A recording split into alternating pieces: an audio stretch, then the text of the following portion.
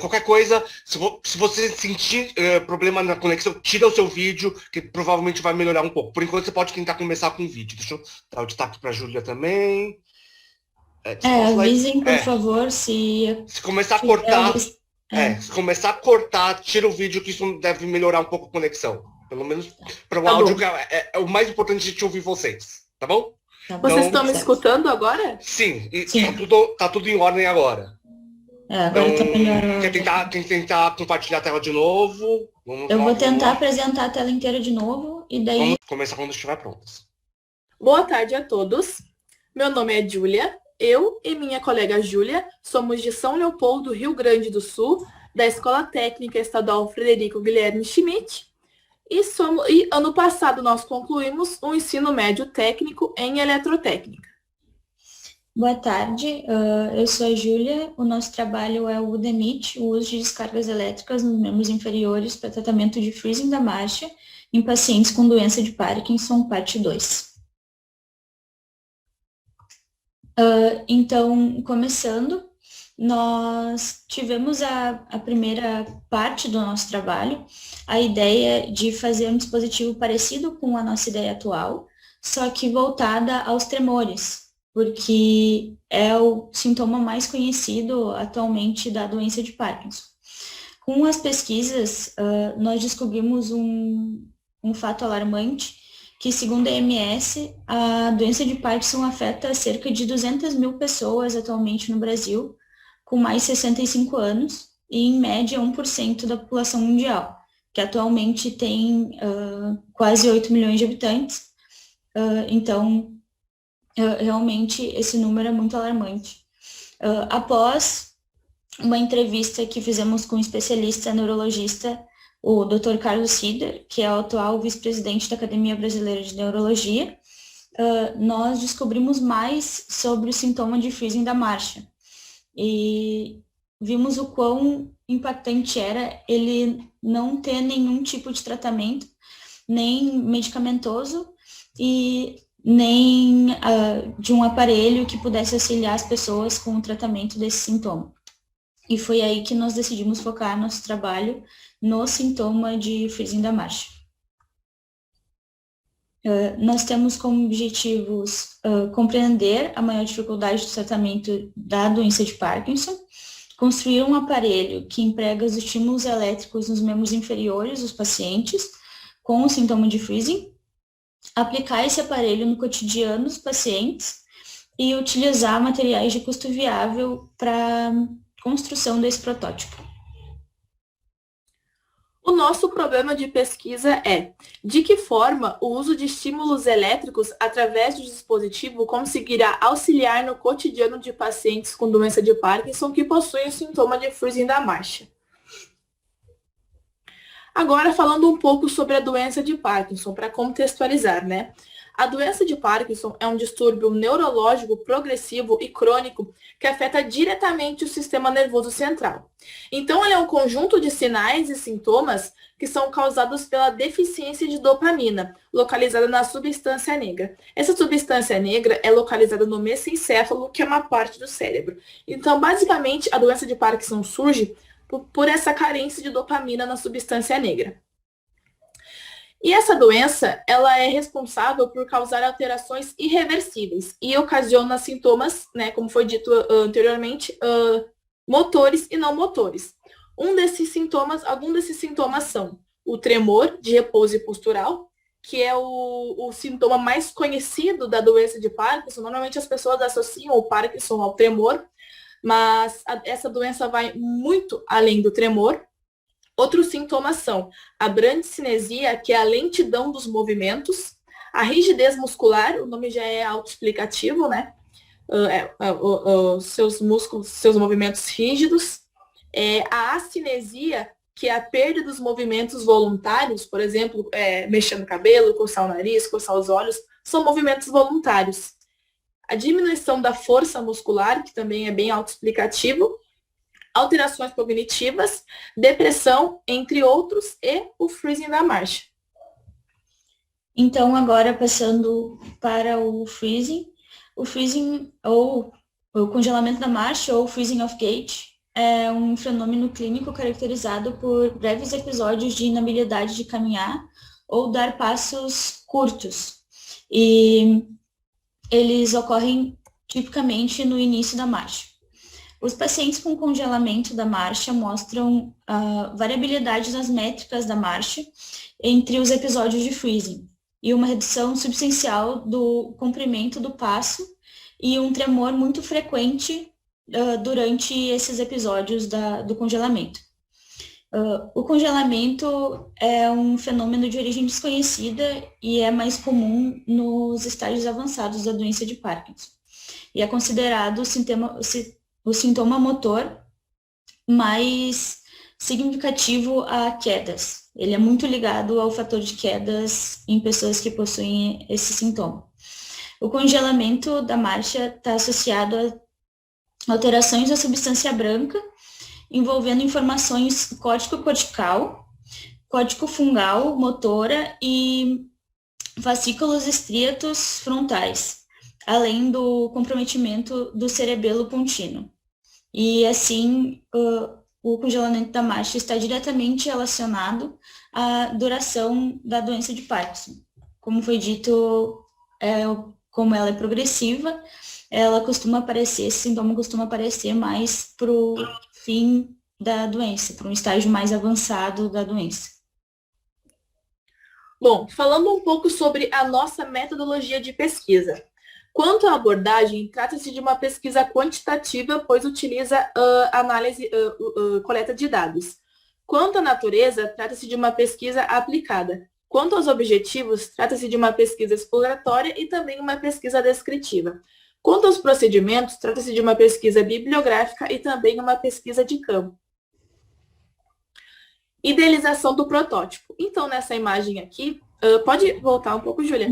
É a intenção, quando tiver concluído completamente o protótipo, o botão de acionamento, a gente idealiza que fique dessa forma. Pode passar. Então, o acionamento do protótipo funcionará da seguinte maneira. O paciente, ele vai estar em um momento de fog, né? Um momento que ele tem o congelamento de marcha. Então, ele vai acionar o botão manualmente. Esse botão, ele vai ficar localizado na sua cintura, como se fosse um botão igual o controle do carro ou o controle do portão, mais ou menos esse mesmo tamanho, né? Que ele possa colocar mesmo na sua cintura, através do cinto da calça. Após ele acionar esse botão, né, vai ter um circuito elétrico dentro e ele vai começar a gerar os estímulos elétricos. Após isso, esse dispositivo ele vai transmitir todos esses estímulos ao eletrodo, o eletrodo de silicone, e esse eletrodo de silicone ele vai transmitir esses estímulos à pele do paciente. Após alguns segundos, com esse sistema desses estímulos, o paciente vai voltar ao normal. Nina, só para avisar, já passou dos 7 minutos, ok? Tá. Uhum. Bom, podemos... Essa é basicamente a forma que fica o nosso circuito, e aqui o nosso circuito montado na protoboard. Como considerações finais, sim, nós afirmamos que é possível fazer a construção do protótipo e é sim possível ajudar os pacientes com o sintoma de freezing. Em questão do custo, a média de custo do nosso protótipo daria em torno de um pouco mais de R$150, o que comparado com outros medicamentos e tratamentos parecidos, como o da FES, por exemplo, que é feito em laboratório fisioterapêutico, seria de um custo muito mais viável aos pacientes.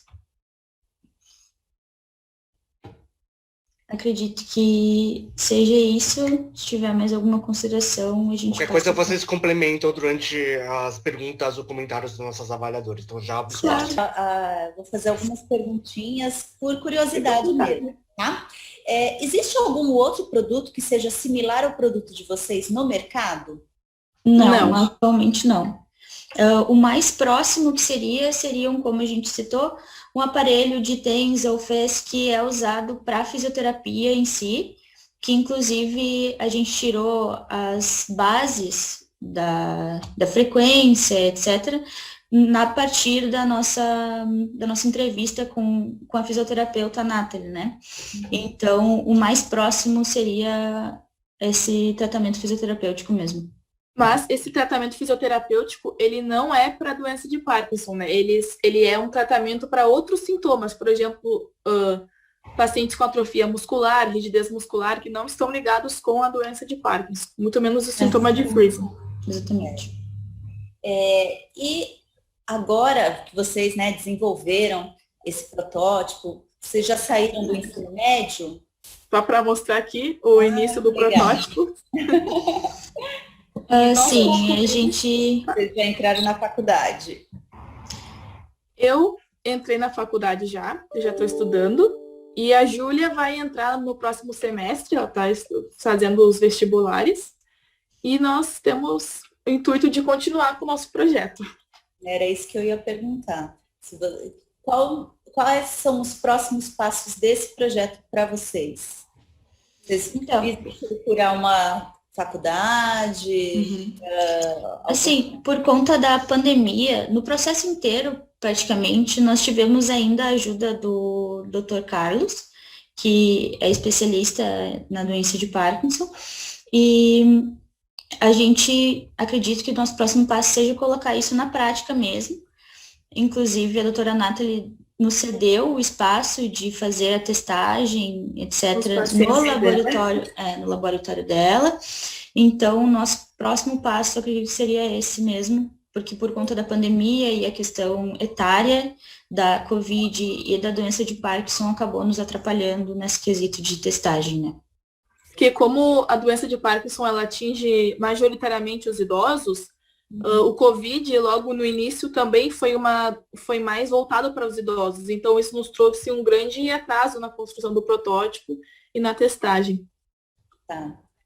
Não, só para saber se vocês já tinham esse esquema organizado, senão também eu ia tentar indicar vocês aqui no HC, mas se vocês já estão tudo com tudo encaminhado, então sigam com isso. Não deixem essa ideia morrer, achei sensacional. Fora os testes em pessoas que vocês vão começar agora, os testes in vitro que vocês fizeram no laboratório, todos foram ok? Até agora, sim, a gente teve alguns testes recentes que a gente fez, que é a questão de frequência que a gente calculou e toda essa parte voltada aos cálculos, né, na aplicação deram certo. Mas como a gente não tem esse sintoma, a gente ainda não teve essa experiência, né? Ótimo. Acho que era isso. Vou deixar o resto do tempo para as outras avaliadoras. Muito obrigada, viu? Parabéns mais uma vez. Obrigada. Convido agora a Camila para fazer as suas contribuições. Meninas, parabéns pelo lindo estudo. Quando vocês estavam apresentando, assim, pareceu muito fácil tudo que vocês fizeram.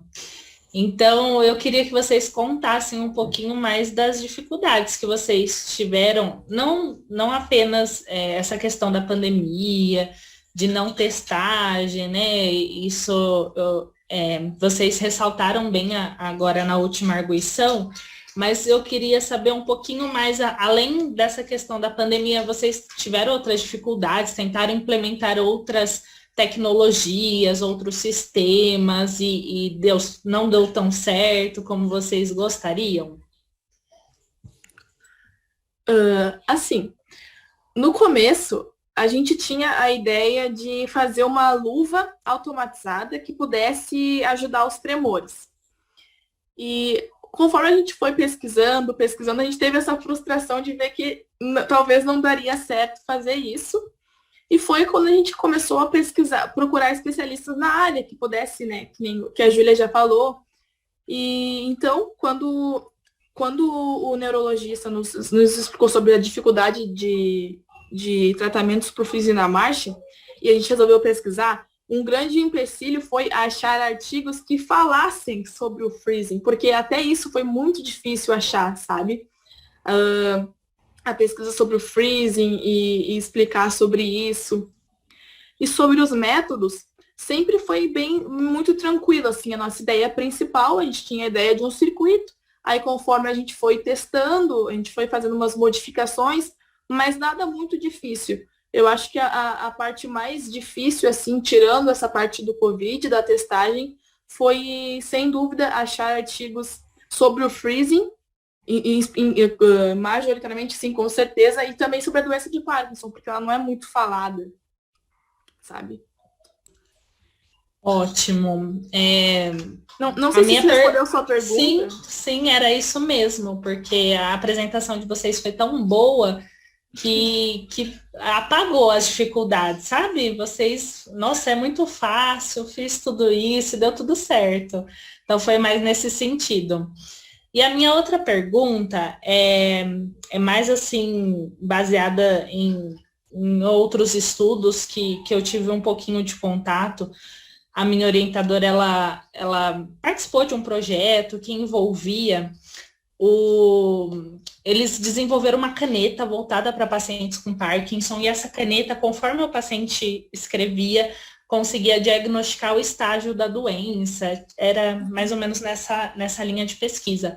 E aí, pensando nisso, eu queria perguntar para vocês, se vocês acham que, dependendo dessa modulação, porque o equipamento, né, o técnico vai realizar, o profissional, o físio vai realizar toda essa modulação. Será que ele teria também essa perspectiva de, dependendo dessa quantidade, da modulação que eu vá inserir, ele auxilie nesse acompanhamento do estadiamento da doença, do estágio? Então, está mais no início, então eu dei um determinado estímulo, ou eu precisei aumentar esse estímulo, parece que a doença está evoluindo. O profissional da físio, será que vai conseguir ter essa visão na vivência com o equipamento de vocês? Bom, eu acredito que sim, porque nessa coleta de dados, a fisioterapeuta, ela nos explicou que o TENS, que é um tratamento fisioterapêutico, eles utilizam de 90 a 130 Hz. Aí, conforme eles primeiro, né, conhecem o paciente, tem os dados ali do paciente, e eles vão testando entre esses 90 a 130 para ver qual é o melhor, qual seria a melhor frequência para esse paciente. Então, eu acredito que sim.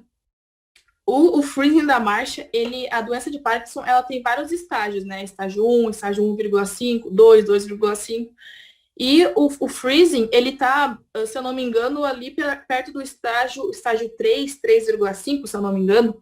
Então, eu acredito que sim, o fisioterapeuta, como ele iria conhecer o paciente, ele já sabe normalmente como funciona o freezing de marcha, porém ele não tem, né, que nem a nossa fisioterapeuta nos explicou, a nossa, que nos ajudou na pesquisa, né? Que eles sabem como funciona o freezing, porém não tem algo especificamente por freezing. Então, eu acredito que sim. O fisioterapeuta seria capaz de entender e regular na frequência mais apropriada. Até porque eles costumam trabalhar em conjunto, né? O neurologista juntamente com o fisioterapeuta. Então, sempre tem essa questão dos dois lados, o auxílio de um e de outro. Então, teria, assim, como a gente fazer essa regulagem conforme o estágio do paciente. Perfeito, eu fiquei pensando nisso mesmo. O fisioterapeuta, o paciente chega, ele precisou fazer regulagens muito diferentes, às vezes ele já faz esse contato com o neuro, né, pedindo uma reavaliação, ajuste do medicamento, iria auxiliar bastante nesse acompanhamento. Então, o projeto de vocês, ele é muito grande. Então, só parabenizar mesmo pela ideia e pela iniciativa de vocês. Muito sucesso. Obrigada. Muito obrigada, fico muito feliz de ouvir. Obrigado pelas contribuições, Camila. Só uma última, não tem nenhuma mãozinha ainda, então deixa eu fazer uma última pergunta nesses segundos finais que eu tenho marcado aqui no meu momento. Só complementando um pouco o documentário da Camila sobre essa parte de dificuldade de buscar de base de informações, leitura de artigos, vocês leram apenas referências em português ou vocês também pesquisaram em bases de revistas científicas internacionais, em inglês principalmente? Porque uma das desvantagens da gente falar o português é que a língua principal que acaba sendo utilizada em publicações científicas acaba sendo o inglês. Então, se você não pesquisa também sobre o tema em inglês, você acaba perdendo um pool muito grande, às vezes, de referências que podem ter sobre o assunto. Então, eu só queria entender um pouco sobre esse contexto. Não, a gente pesquisou, na verdade, majoritariamente em inglês, não só com o freezing, né, mas com todo o resto da pesquisa. Porque, como você mesmo disse, normalmente na língua inglesa abrange muito mais artigos, até porque normalmente é traduzido para o inglês também o artigo que é feito em português. E, reforçando, a gente teve a ajuda dos especialistas em todo o caminho. Então, muitas das coisas que a gente colocou dentro do nosso trabalho foi por citações do neurologista ou da fisioterapeuta, que são especialistas nesse assunto, né? Então, além dos artigos que a gente pesquisou em ambas as línguas, a gente teve esse auxílio. Só para contextualizar que como eu sou moderador da sala, a minha única referência foi realmente só a apresentação de vocês. Eu não estou com o relatório, o artigo de vocês em mãos para a gente justamente olhar as referências que vocês mencionaram. Então, só para entender melhor um pouco qual foi a situação, tá bom? Então, eu acho que não tem mais nenhuma pergunta dos nossos avaliadores. A Letícia aqui no chat deixou com um reforço das informações que a Camila passou para vocês. Então, com isso, a gente encerra essa banca de avaliação. Parabenizo a Júlia e a Júlia pelo projeto de vocês. Parabéns pelo projeto. Eu vou tirar os destaques para a gente poder encerrar a banca de avaliação aqui hoje. Todos os 6 projetos apresentaram. Fantástico. Parabéns para todos os estudantes e alunos. Antes só de encerrar, agradeço novamente a participação de todos os alunos que compareceram e acompanharam